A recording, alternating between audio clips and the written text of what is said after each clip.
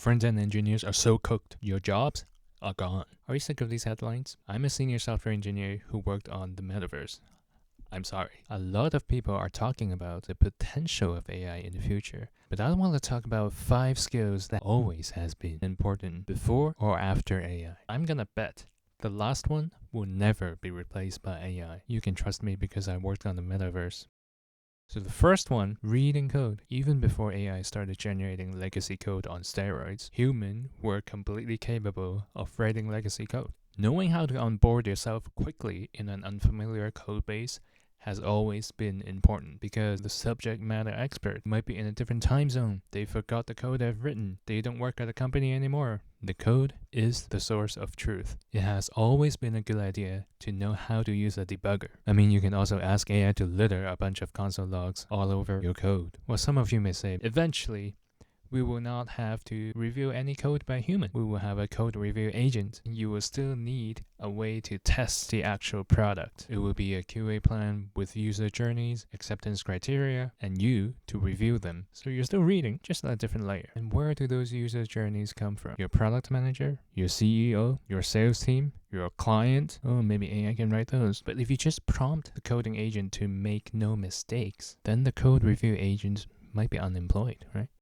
That brings us to the second constant. How you think helps your career more than what you can do. In a traditional career progression, juniors are told what to do, and their value is based on how fast and how well they can do it. As you move up the career ladder, you start assigning those tasks and projects to juniors. The further up you go, the lines of code matter less. Okay, let's say a human or AI can write the perfect acceptance criteria, except there are 0 users. Does that sound like a GitHub repository? This is another constant. Just because we can doesn't mean we should. A lot of us were building before we were paid to build. There is beauty and elegance in the craft, but you quickly find out you're not paid to build, but you're paid to make money for the business. In my experience as a mentor, the most common thing that holds back people's career is this disconnect to the business value. So this hasn't changed. You still have to be very clear on why you're getting paid, making sure you position yourself in the money-making team so you don't get laid off.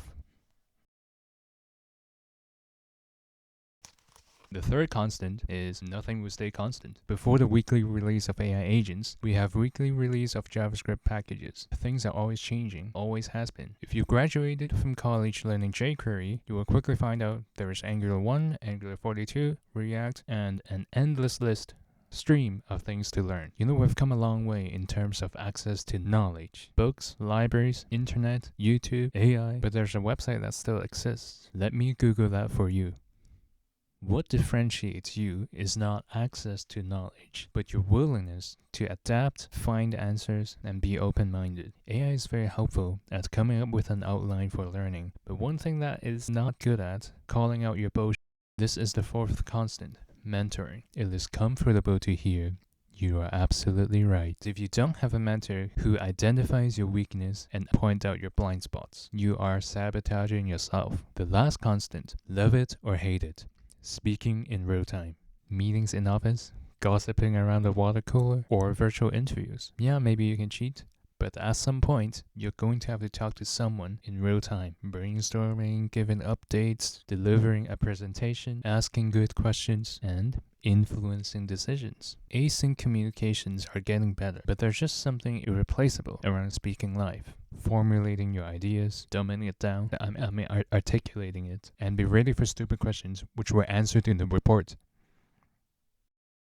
We all know that coworker who speaks better than doing actual work, but that's the one getting promoted. Public speaking remains the worst fear above literally dying, and especially for software engineers who are mostly introverts. But it always has been a skill you can learn and practice. So I'm putting money where my mouth is and practicing in public. Do you have any stupid questions? See you in the comments.